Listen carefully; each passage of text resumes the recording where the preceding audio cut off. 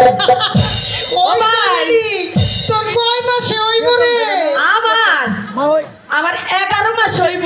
নেও খাইছে এখন মাইক দেখুন ব্যথায় মরে পেঙ্গা বইনেরা বুঝেন না, কিছু আসা দেন না। ও ভাই আসা কিনা দেন না। আসার দিনা দেবো তেতুল তেঁতুল তাই ওটা ভালো ভাই, আমার জানেন না বুঝি নাই। তেঁতুল ভালো লাগতো। আচ্ছা দিদি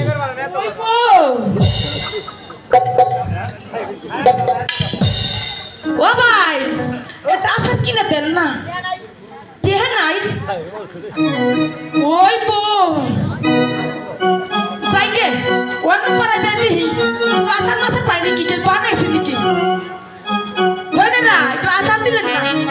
ওই বউ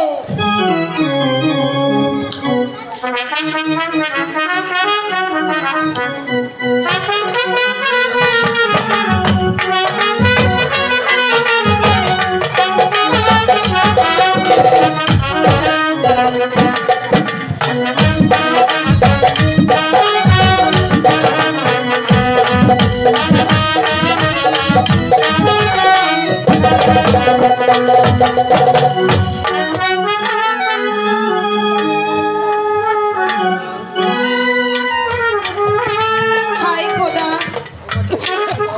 আমাকে মৃত্যু দাও খোদা, আর যে আমি সহ্য করতে পারছি না। স্বামী বর্তমান থাকতে আমার হলো কলঙ্ক, এর যে আমাকে মৃত্যু দাও খোদা, আমাকে মৃত্যু দাও, মৃত্যু দাও।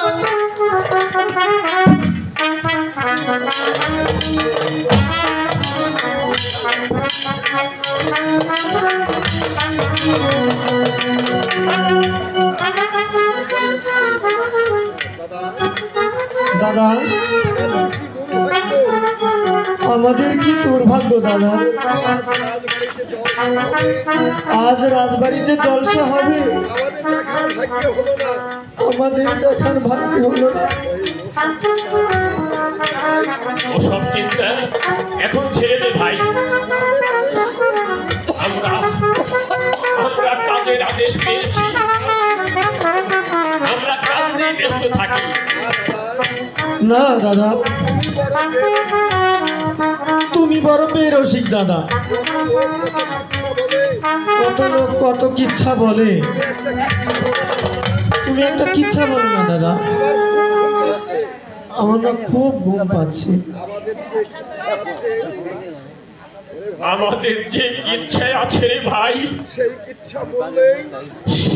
ইচ্ছা বললেই রাত রাত কেটে যাবে।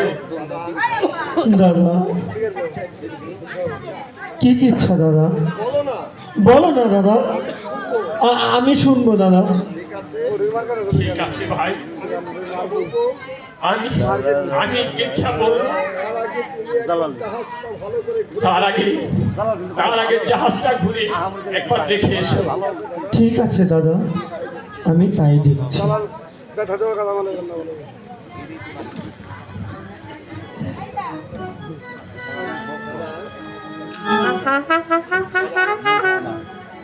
দাদা আমি দেখে এসেছি, এবার তুমি কি ইচ্ছা বলো। ঠিক আছে ভাই। ওরে ভাই, ওরে ভাই রাহেল, যেমন যেমন আমাদের মা, তেমন তেমন ওই লোকটি। কিন্তু আমার যে কিছু ভালো লাগছে না রে ভাই। কি বলছো দাদা, তুমি আমাদের কি ইচ্ছাটা বলো না দাদা। ভাই আমাদের সেই ইচ্ছা বলছি, আমাদের বাবা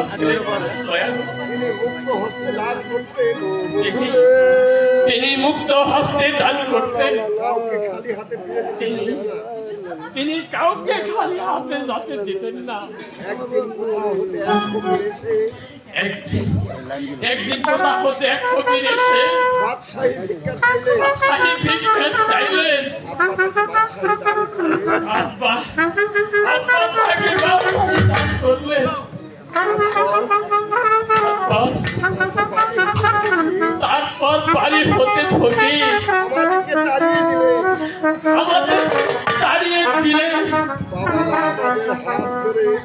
বাবা ও মা আমাদের হাত ধরে ওই হায়দার আলী মোড়লের বাড়িতে গিয়ে কিছু আশ্রয় দিলেন।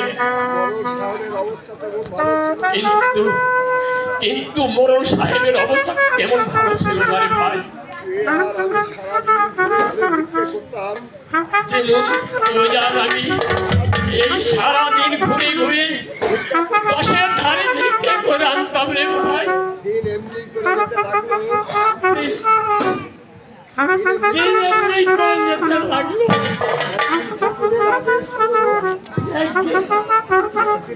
একদিন এই ফকির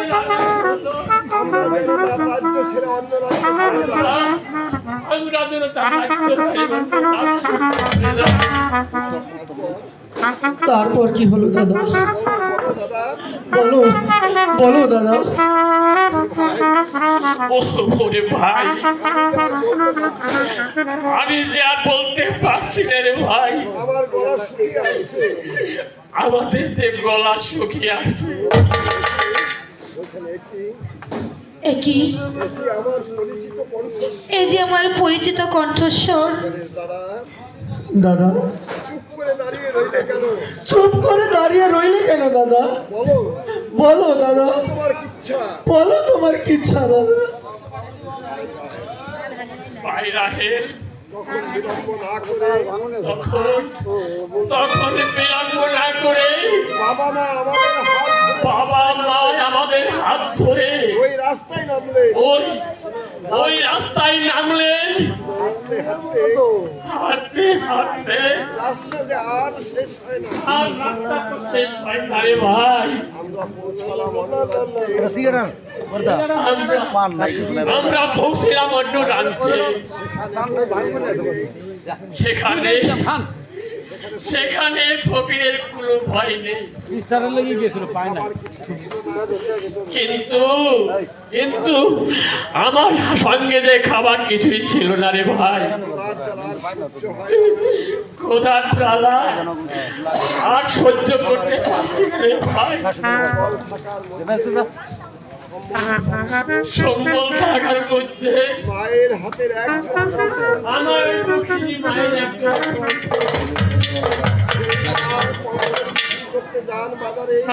সেই মা কঙ্কন বিক্রি করতে যান বাজারে।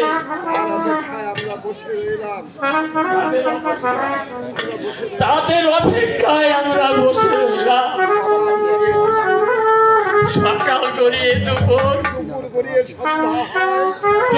গড়িয়ে সন্ধ্যা হয়, কিন্তু তোমাদের মায়ের বিয়ে হলো না। আমরা জমির দোকানে গেলাম। আমার এই দুঃখিনী মায়ের খোঁজের জন্য।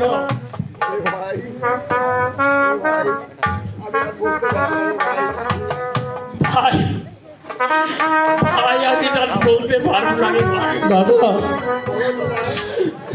পরে পরে দাদা তারপরে কি হলো দাদা?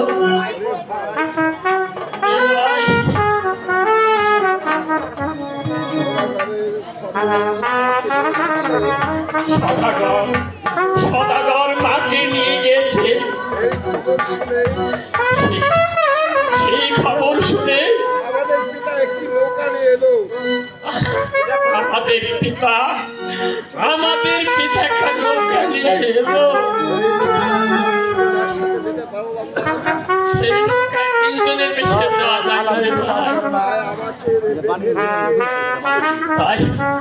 ভাই আমাকে নদীর ওপারে রেখে তোকে নিয়ে যায়।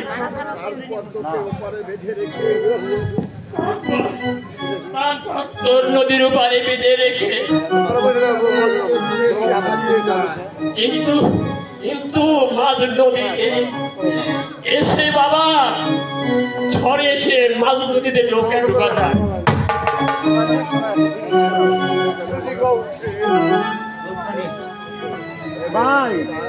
হে মেহেরবান খোদা, শুনে যেন মনে হচ্ছে ওরা আমারই পুত্র। আমারও তো এই অবস্থাই হয়েছে। এই ছেলে দুটোকে যদি আমার পক্ষে ধারণ করতে পারতাম, তাহলে যে আমার এই ত্রাপিত বক্ষ শীতল হতো। দাদা চুপ করে রইলে কেন দাদা? বলো না দাদা। ওরে ভাই, আমি আর কিছুই বলতে পারি না রে ভাই। আব্বা আব্বা মরে গেছে, বাচ্চা আছে, তার আমি কিচ্ছু জানি না। দাদা তাহলে কি আমাদের মা বাবা নেই? না রে ভাই, না। ওরে বালক, তোরা আমার কাছে আয়, আমার একটি কথা শুনে যা। আমার যেন কেমন লাগছে, আমি বোধহয় আর বাঁচবো না। সওদাগর গিয়েছে দোস্তের বাড়ি, আমার দুটি পুত্র রয়েছে, তারাও যে তোদেরই মতো। তোরা আমার কাছে আয় বাবা। না দাদা, ওখানে যে কাজ নেই। বাদশা শুনলে আমাদেরকে খারাপ মনে করবে।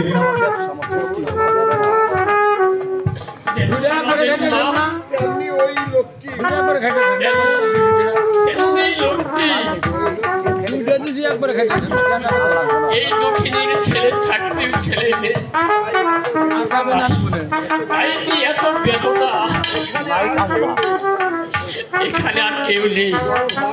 চল চল ভাই, একটু সান্ত্বনা দিয়ে আসি। বলো বাবা, তোমাদের নাম কি বাবা? বলো। আমার নাম মহিম। আমার নাম গণেশ। মহিম। দাদা রাত্রি ফর্সা হয়ে গেছে, চলো এখন আমরা বাড়ি যাই। তাই চল মা, মাগো আমরা আসি মা। এসো বাবা। আসি মা।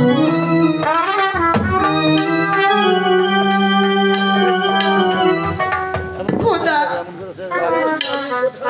আমার স্বামী কোথায় আছে জানি না, তবে আমার মনে হয় এই ছেলে দুটি আমার সন্তান। হে খোদা, তুমি আমার স্বামীর সন্তানকে ভালো রেখো খোদা, তুমি তাদেরকে ভালো রেখো, তাদেরকে ভালো রেখো, ভালো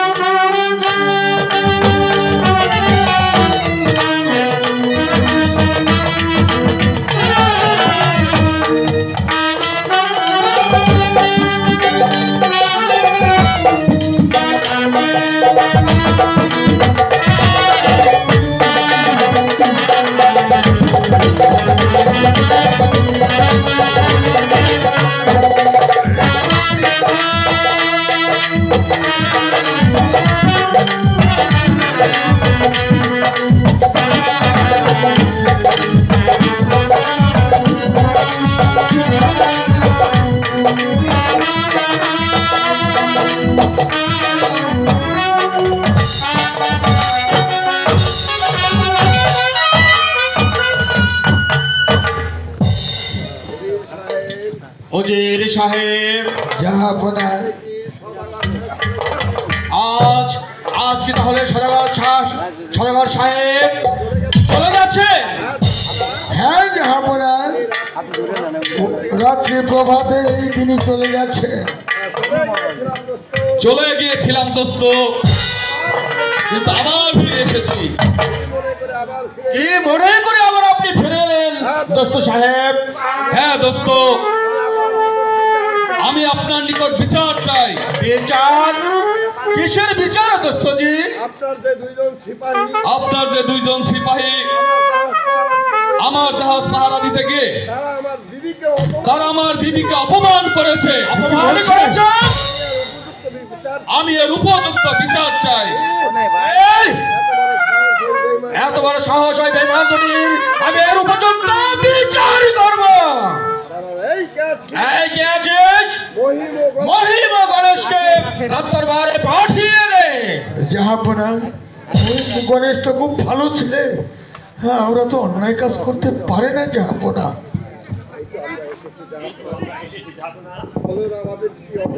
বলুন বলুন আমাদের কি অপরাধ?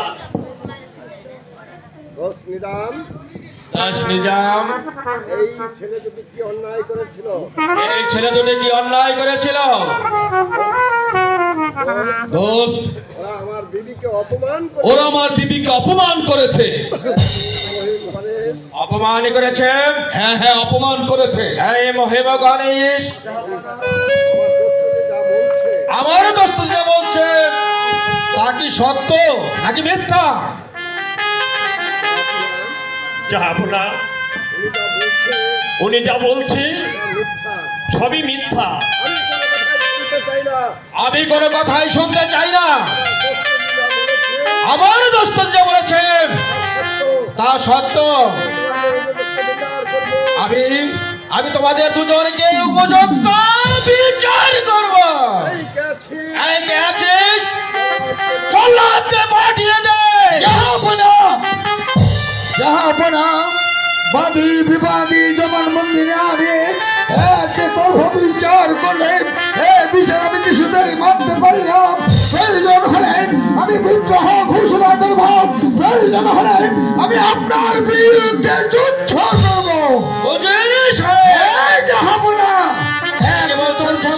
আমি মানি না। তোর বিচার করলে আমরা কেউ মানতে রাজি নই। ওরা যে অন্যায় করেছে, কার অন্যায় করলো সেই বাদী আমরা উপস্থিত দেখতে চাই। যাবো না।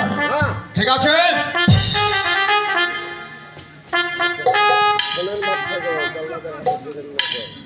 তাই হবে, তাই হবে।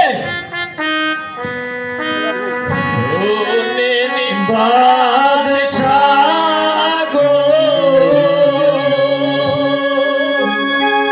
আমাদেরকে শুনতে দিবেন না ওই কন্যাদের হাতে।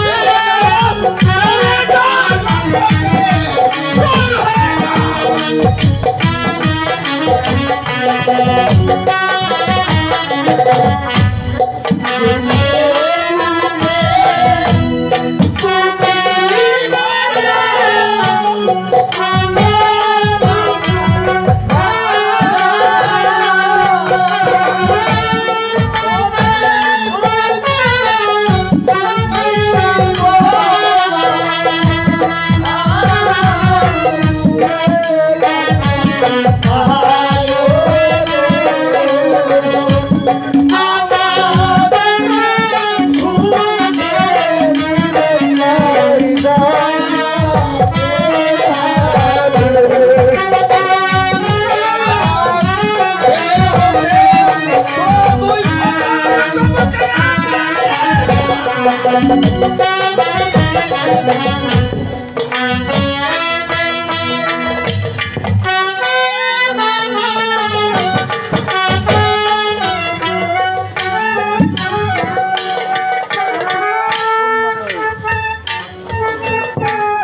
বাদশা গো, বিনা বিচারে আমাদেরকে জলের হাতে তুলে দিলেন না। হ্যাঁ, আমাদের অনুরোধ মরবো, মরতে আমাদের কোনো দুঃখ নেই, কিন্তু মরবো আমরা বিচারতে মরতে চাই। আহা! বিচার কার্য আমি শেষ করে দিয়েছি। বিচার কার্য যে আমি শেষ করে দিয়েছি। আমার আল্লাহ গো,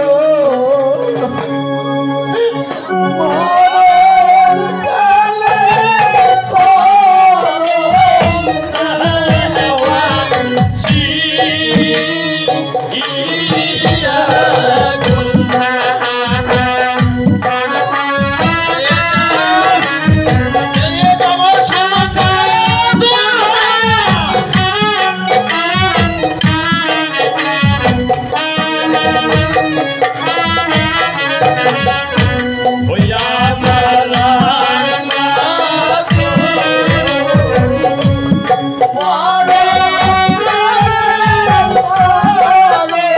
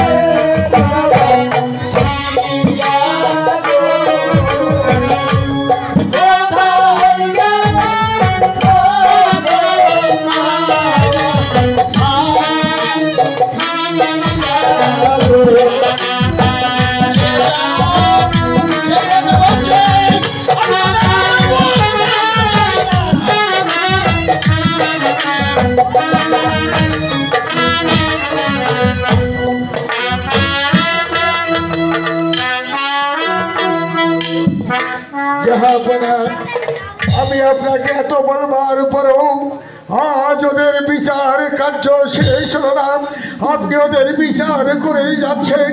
আমি না আপনাকে বললাম বাদী বিবাদীর জবানবন্দি না নিয়ে এক তরফা বিচার আমি কিছুতেই মানতে পারি না।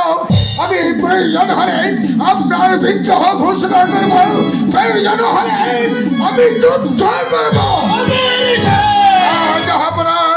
আপনি অনুমতি দিলেন, যার কাছে অন্যায় করেছেন তাকে আমি এখানে হাজির করতে পারি।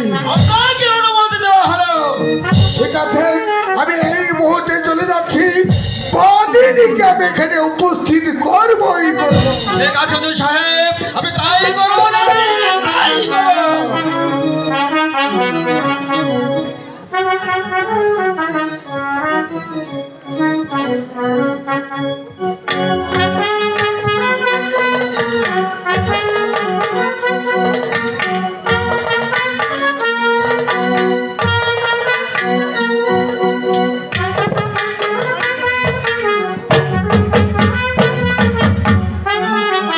জাহাপনা, আমি বাদিনীকে দরবারে হাজির করেছি। আপনি জিজ্ঞাসা করুন কি অন্যায় করেছিল।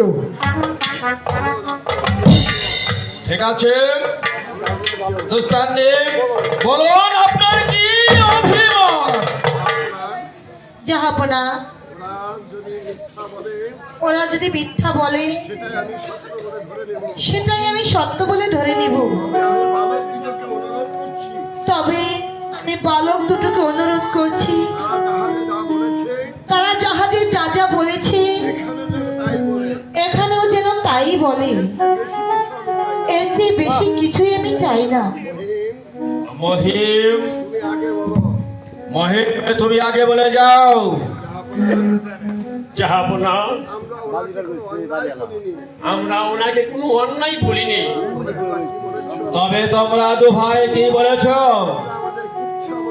আমরা আমাদের কিচ্ছা বলেছি। তোমাদের আমার কিচ্ছা, সে আবার কেমন কিচ্ছা? তাহলে শুনুন, আমি বলি আপনারা শুনুন। আমি যখন গণেশকে নিয়ে পাহারা দিতে যাই তখন অনেক রাত্রি আমার ভাইয়ের চোখে ঘুম পাচ্ছে। তখন সে বলল, দাদা, কত লোক কত কিচ্ছা বলে, তুমি একটা কিচ্ছা বলো না ভাই। তাই আমার ভাইকে আমি কিচ্ছা বলেছি। বলো বলো মহিম, বলো গণেশ, কি তোমাদের সেই কিচ্ছা তুমি বলে যাও। জাহাপনা, এক দেশে ছিল এক দয়ালু বাদশাহ, নাম তার বাহারাম বাদশাহ। বাহারাম বাদশাহ, বাহারাম বাদশাহ, তুমি বলে যাও মহিম, তুমি বলে যাও তোমার সে আসলে কিচ্ছা। হ্যাঁ, বাহারাম বাদশাহ। বাহারাম বাদশাহ দুটি পুত্র ছিল, নাম ছমছম রাহে। একদিন এক ফকির এসে আমার পিতার কাছে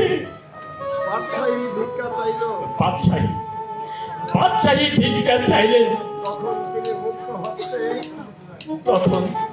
তখন তিনি মুক্ত হস্তে বাদশাহী দান করলেন। ওরে তোদের কিচ্ছা আমি যতই শুনছি ততই যেন আমি আত্মহারা হয়ে যাচ্ছি রে মহিম গণেশ, ততই যে আমি আত্মহারা হয়ে যাচ্ছি। ওরে মহিম গণেশ, তোরা সত্য করে বল, তোরা সত্য করে বল তোদের আসলে পরিচয় কি? জাহাপনা, আমার নাম ছমছম। এই আমার ছোট ভাই রাহে। ওরে ওরে ছমছম,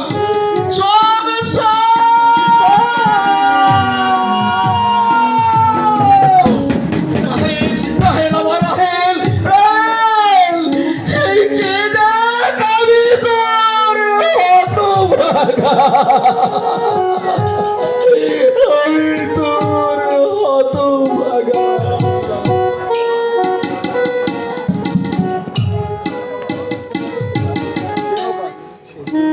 পাখিরি, এবার তুমি তোমার সত্যিকারে পরিচয় বলো। জাহাপনা, আমি যে বাদশাহ বাহারামের স্ত্রী গোলসানি।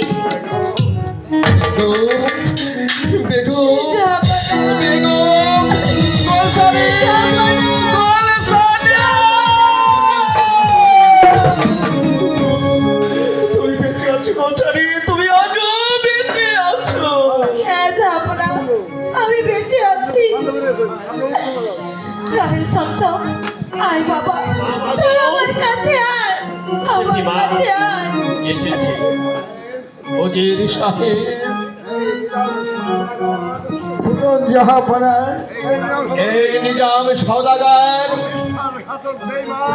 ও যে বিশ্বাসঘাতক বেঈমান, তাই তো এর উপযুক্ত বিচার, একে মৃত্যুদণ্ড দেওয়া হোক। ওকে ধর্মী বলতে বলেছে আমি আছি।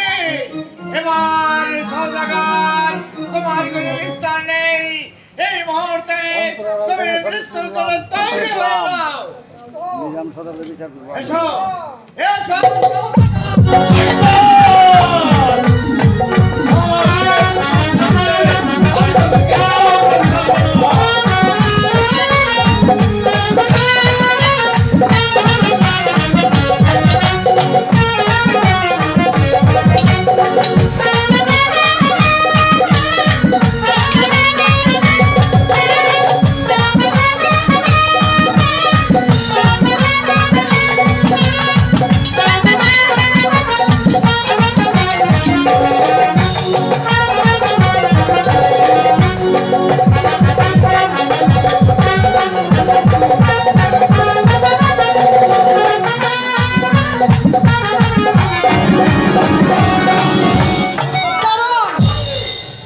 দয়া করে আপনি ক্ষান্ত হন।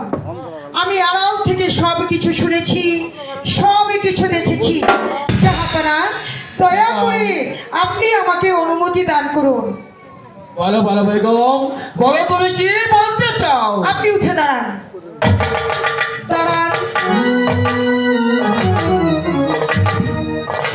আপনাকে অনেক ভালো জানতাম।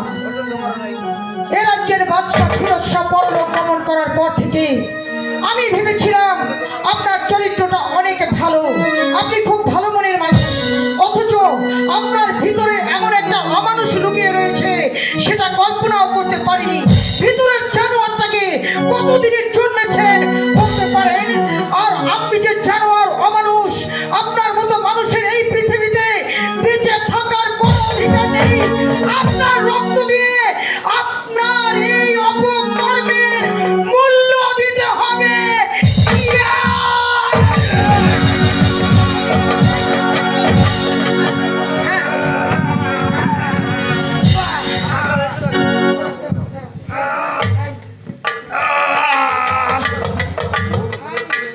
আমি যা করেছি সবই ভুল করেছি। শুনুন শুনুন জগৎবাসী, আপনারা আর কেউ এরকম অন্যায় করবেন না। আর যাবো না। আপনি আপনি আমাকে মাফ করে দিন, যাবো না।